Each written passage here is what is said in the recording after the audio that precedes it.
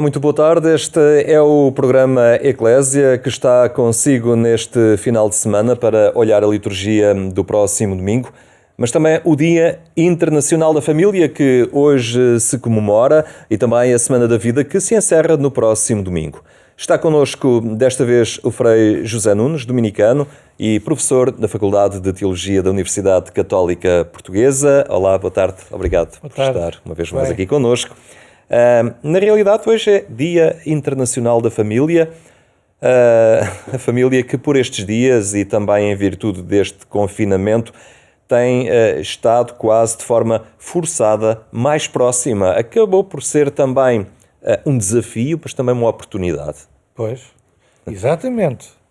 Desafio e oportunidade. E acho que grande parte, os testemunhos que nós temos visto, ouvido, dizem-nos justamente isso, que há muitas famílias que sentiram esta circunstância como uma oportunidade e que, portanto, reencontraram-se mais, souberam reencontrar o tempo para estar uns com os outros, para aprofundar relações, para fazer coisas que habitualmente não faziam.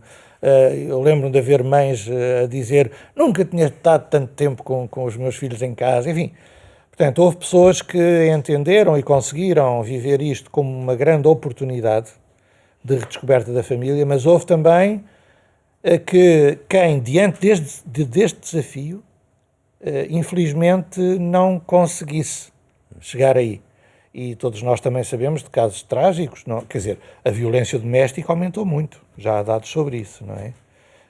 Portanto, os problemas psicológicos do confinamento, das pessoas estarem umas só viradas para as outras, sem escapatórias, digamos assim, outras escapatórias. E também casos trágicos, porque esta situação que aconteceu, desta menina que faleceu, vítima de maus tratos também. Sim, depois disso já houve outra, quer dizer, que já não é tão falada, mas... A ausência da escola e das rotinas, a alteração de rotinas e o estar mais tempo em casa também expôs os menores a perigos que já corriam. Nós. Claro, é porque a escola, claro, era uma maneira de ocupar o tempo, de fazer aliviar tensões, de canalizar objetivos de vida, também de ocupar o tempo, porque também há muitos pais, por exemplo, estudos que dizem que o consumo da internet, do Google, foi uma coisa absolutamente brutal, o aumento foi brutal. Porque, claro, as crianças em casa, e isso, lá está, em tudo há oportunidades e há desafios, há riscos, e é preciso sabê-los aproveitar bem, não é? Quer dizer, agora, é Dia da Família, é muito engraçado que não se pense que isto foi a Igreja que criou, não, isto vem da ONU, portanto, isto não vem da religião, digamos assim. Claro. E, portanto, isto lembra-nos como toda a gente no mundo reconhece que a família é uma instituição muito importante para a vida das pessoas. Há gente que até diz, é a célula base da sociedade. Pronto, eu não quero entrar muito por aí, porque isso também leva a grandes discussões. Mas uma coisa é certa, toda a gente quer viver em família, seja qual for o modelo de família. Seja o modelo nuclear ou alargado, seja o modelo monogâmico ou poligâmico, seja o modelo da pessoa recasada, da pessoa casada, divorciada, separada, quer dizer, todas das famílias de pessoas com a mesma orientação sexual, enfim, toda a gente quer viver em família. Toda a gente quer reconhecer os direitos de viver em família. E porquê? Pois naturalmente, porque o ser humano, já dizia Aristóteles, é um ser social. Nós não vivemos sozinhos, só um psicopata é que é uma pessoa antissocial, quer dizer, nós nascemos para viver em comunidade, para viver em família. E quando tudo corre mal, é no reduto de família que se encontra aquela segurança, não é? Que resta, apoio, e é bom tê-la, não é? Exatamente. Nós cristãos, agora passando para o registro cristão, nós dizemos que Deus, rezamos isso nos Salmos, Deus é o nosso refúgio, a nossa força, a nossa rocha, baluarte seguro. Dizemos isso de muitas maneiras. Nos tsunamis da vida, digamos assim, nas turbulências da vida, a família também pode desempenhar, e felizmente, na maior parte das vezes desempenha, um papel fundamental, dá segurança à pessoa, dá conforto, reanima, dá esperança, faz a pessoa viver os afetos, e isso é o que de mais importante há na vida, porque é o que mais equilibra a pessoa no mundo, são os afetos, não é? Quer dizer, além disso, pois claro, é que a família é um bocado de tudo, é lá que se vive o amor, é de lá que toda a gente nasce, famílias mais estruturadas ou menos estruturadas, mas é daí que toda a gente nasce, e a família é para também nos preparar para a vida, enfim.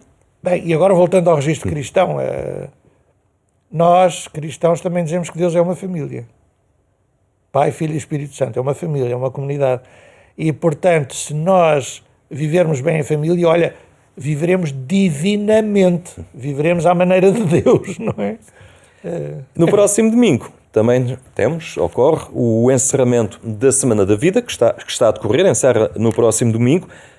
Desta vez com um tema muito a propósito, a fragilidade humaniza a vida, e esta é a condição que andamos a experimentar por estes dias, a da fragilidade, a forma como nós somos muito, fracos, perante aquilo que surge e que pode condicionar a nossa existência. Sim, sim, nós não somos super-heróis, não somos super-homens e super-mulheres.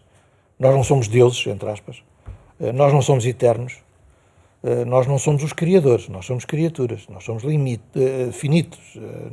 Nós temos limitações.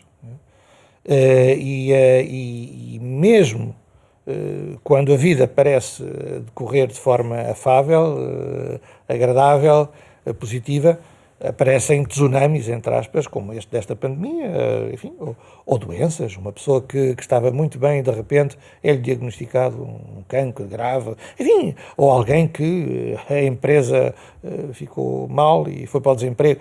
Quer dizer, a vida é frágil. A vida humana é frágil, sob muitos aspectos. Neste caso que estamos a viver, é mesmo frágil do ponto de vista vital, de saúde, não é? De vida, questão de vida ou de morte, não é? E quando nós temos como lema deste ano de que a fragilidade humaniza, nós vemos como isso é muito bonito e é muito verdade. Mas lá está, como dizíamos há pouco acerca da família, também nem sempre. Diante da fragilidade, infelizmente, há pessoas que, claro, que por maldade, muitas vezes sem responsabilidade moral, é uma questão mesmo de doença mental, quer dizer, há pessoas que se aproveitam da fragilidade de outros e destroem os outros. Falámos de casos há bocadinho, não é? E todos nós temos isso presentes na memória. Mas, de um modo geral, a experiência que nós temos feito nesta pandemia, em Portugal e em todo o mundo, é muito positiva, é bela, não é? É notável, é maravilhosa. Qualquer que seja a crença da pessoa, sejam ateus, agnósticos, cristãos, muçulmanos, budistas, não importa. Todos nós temos feito esta experiência que, diante da fragilidade, da doença, dos idosos que estão sozinhos, das pessoas que têm um coronavírus gravíssimo, das pessoas que estão hospitalizadas, das pessoas que estão confinadas e sozinhas e não têm visitas. Então, quem se aproxima destas pessoas? Quem procura realmente aliviar o sofrimento, quem procura tratar, em todos os sentidos mais nobres da palavra, destas pessoas a viver uma situação tão frágil, isso humaniza. Humaniza quem é assistido e humaniza quem faz esse ato de bondade, de ir ter com o necessitado. Eu acho que esta experiência, claro que nós estamos a viver de uma maneira muito intensa agora, no fundo é a experiência que todos nós podemos fazer na vida. Os pais, por exemplo. Os pais dedicam-se aos filhos que são mais frágeis, que ainda não têm poder de decisão. Os pais dedicam-se, mas ao fazerem-no, não só estão a ajudar a humanizar os filhos, a dar boa vida aos filhos, como eles próprios estão a humanizar. Eles sentem-se a viver realmente como pessoas humanas a cumprir o seu destino, não é? Ou quem é, por exemplo, voluntário missionário. Estes jovens que vão fazer o bem, não é? Que vão tomar conta de pessoas frágeis, vão ajudar pessoas frágeis. Quem acaba por sair mais beneficiado e humanizado é quem dá esse trabalho, quem é voluntário. São não é? experiências enriquecedoras mesmo, Claro. nas contingências difíceis que nos vão marcando os Pois. dias. Frei José Nunes, vamos avançar. Nós estamos perante o sexto domingo da Páscoa. É a proposta litúrgica do próximo... Páscoa é vida. Exatamente, essa passagem da morte à vida é a proposta litúrgica do próximo domingo e nada melhor para entrarmos na análise desta realidade do que escutarmos desde já o Evangelho proposto para as Eucaristias deste dia. Muito bem. Naquele tempo disse Jesus aos seus discípulos: Se me amardes, guardareis os meus mandamentos. E eu pedirei ao Pai que vos dará outro Paráclito, para estar sempre convosco. Ele é o Espírito da verdade que o mundo não pode receber, porque não o vê nem o conhece, mas que vós conheceis porque habita convosco e está em vós. Não vos deixarei órfãos, voltarei para junto de vós. Daqui a pouco o mundo já não me verá, mas vós ver-me-eis, porque eu vivo e vós vivereis. Nesse dia reconhecereis que eu estou no Pai e que vós estáis em mim e eu em vós. Se alguém aceita os meus mandamentos e os cumpre, esse realmente me ama. E quem me ama será amado por meu Pai, e eu amá-lo-ei, e manifestar-me-ei a ele. O Evangelho é de João, para este Pois. sexto domingo da Páscoa. Estamos nesta toada pascal de uma igreja que se vai despedindo desta presença física de Jesus nesta terra. Pois, e até depois deste domingo, que é o sexto, vamos ter o domingo da Ascensão, que então é quando, segundo São Lucas, não é? 40 dias depois da ressurreição, quando Jesus deixa mesmo de se tornar visível de forma mais notada pelos discípulos, não é? Bom, e este tempo, claro, este tempo pascal, somos ajudados a vivê-lo do ponto de vista litúrgico, com dois grandes textos, não é? O Evangelho de São João e também o livro dos Atos dos Apóstolos, que conta, enfim, a vida do cristianismo primitivo, dos primeiros discípulos, dos primeiros cristãos, enfim, e como o cristianismo se espalhou. No caso de São João, nós andamos a ler este Evangelho no tempo pascal, andamos a lê-lo, sobretudo, no discurso de despedida de Jesus. Portanto, que vão de capítulo 13 até ao 17, digamos assim, mais ou menos, que é aquilo que se situa também na última ceia, é a despedida de Jesus. E então nós somos recordados aqui, através destes textos, dos conselhos que Jesus dá aos discípulos. Jesus sabe que vai deixar, como o Henrique estava a dizer, Jesus vai deixar a companhia habitual dos discípulos e os discípulos vão deixar de ter essa companhia habitual de Jesus. Então Jesus deixa-lhes recomendações, conselhos, como um pai ou uma mãe que, por exemplo, vai de viagem e diz aos filhos: olha, façam isto, não façam aquilo, tomem cuidado com aquele outro, não é? E ao mesmo tempo Jesus também, e isso é perfeitamente visível neste Evangelho de hoje, quer os conselhos, quer também a palavra de ânimo, a palavra de encorajamento. Vocês vão ter saudades, tranquilos, nada de problema, eu vou-vos mandar uma grande força, eu vou-vos mandar um outro Paráclito. É também uma responsabilidade, não é? Porque a partir de agora é através dos discípulos e daqueles que os seguem, claro, que o mundo poderá perceber e ver este Exatamente. Jesus, não é? Exatamente, e é por isso que Jesus, sabendo disso, lhes diz: olha, isto agora é convosco, então continuem-se a amar, guardem o mandamento que eu trouxe e que eu vivi, o mandamento do amor. Agora são vocês, mas para vocês conseguirem isso, e até numa parte deste Evangelho de João, não é o de hoje, Jesus diz: vocês ainda farão obras maiores do que as minhas, não é? Diz isso aos discípulos. Portanto, vocês têm uma grande missão, mas para a conseguirem viver, eu vou-vos enviar o Espírito Santo. O Espírito Santo é essa força que vos vai defender, que vos vai dizer sabiamente o que vocês devem ou não falar, o que é que devem calar, o ser destemidos, o viverem no amor, porque Jesus aqui diz: amai-vos, eu dei-vos o mandamento do amor, o Pai vos amará, se vós me amardes, amai os meus mandamentos. É o amor que está aqui no centro disto tudo.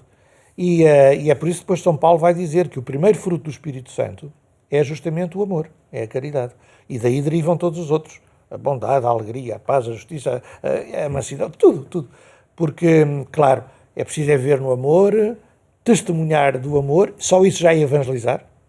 Viver no amor já é em si só evangelizar e depois ir realmente ajudar quem precisa de ser ajudado.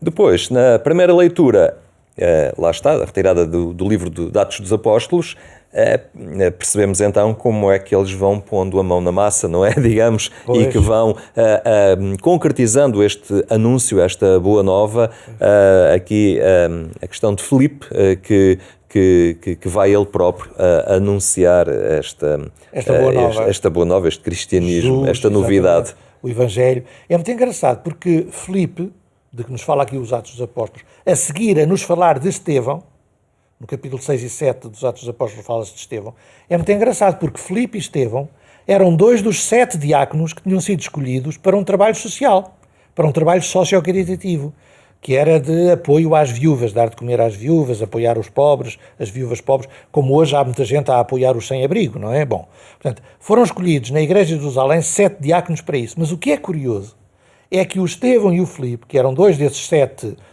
diáconos para o serviço caritativo, começam a pregar e são grandes pregadores.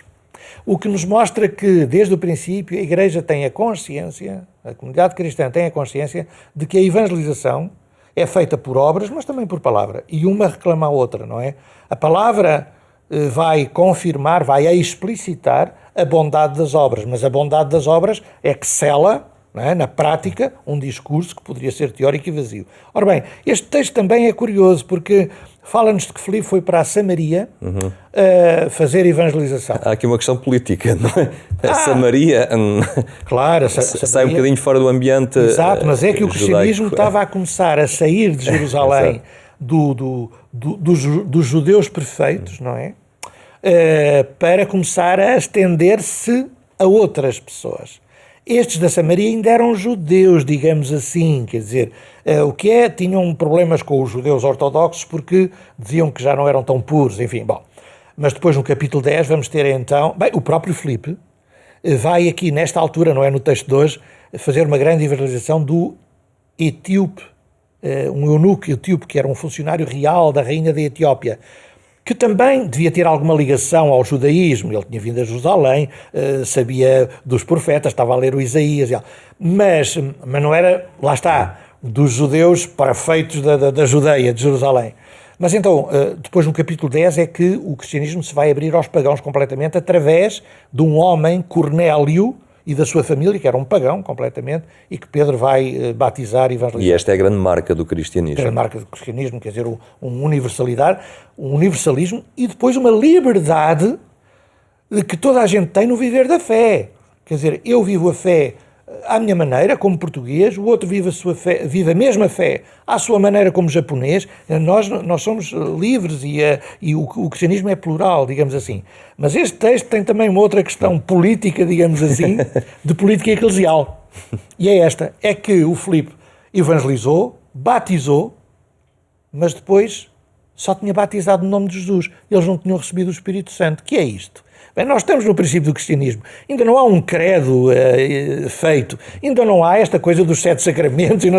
Portanto, isto está a ser construído. Mas então o que é muito interessante é isto. É o fundamento do sacramento do crisma. Está aqui. E de serem os bispos a celebrarem o sacramento do crisma. Porque o Filipe foi a Samaria, fez evangelização e batizou em nome de Jesus.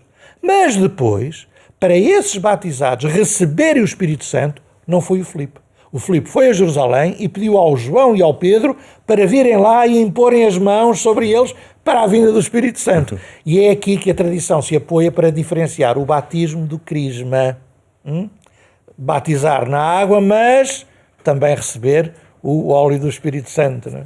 E na segunda leitura da Epístola de Pedro, da primeira Epístola de São Pedro, percebemos que, apesar de todo este entusiasmo, nem sempre é fácil e para aqueles que anunciam, também vão ser confrontados com as críticas, com as ameaças, com as desconfianças. Sem e aí dúvida. há que preservar e manter o entusiasmo.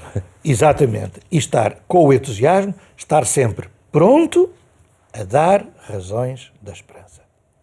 A vida tem muitas complicações, às vezes somos perseguidos, muitas vezes não vemos claro, mas nós acreditamos que Deus existe, que Deus é bom, que Deus não nos abandona, que Deus está connosco para nos fazer felizes, e então nós damos testemunho deste Deus, desta esperança, desta possibilidade de uma vida em paz, em alegria, em justiça, em bondade, em compreensão, em fraternidade. Temos provas disto? Zero. Conseguimos provar esta nossa fé? Zero. Não conseguimos, nem queremos. Mas nada nos tira esta esperança. Então estamos sempre prontos a dar razões da nossa esperança, não é?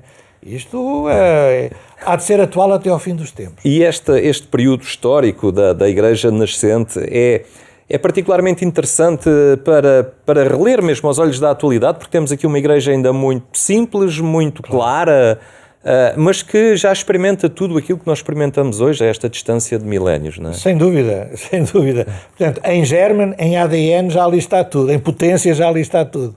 Mas isso, deixe-me que lhe diga, Henrique, tem um outro desafio. É que nós hoje, não é só eles que já vivem o que nós vivemos hoje, é que nós hoje é que temos que saber viver como eles viviam.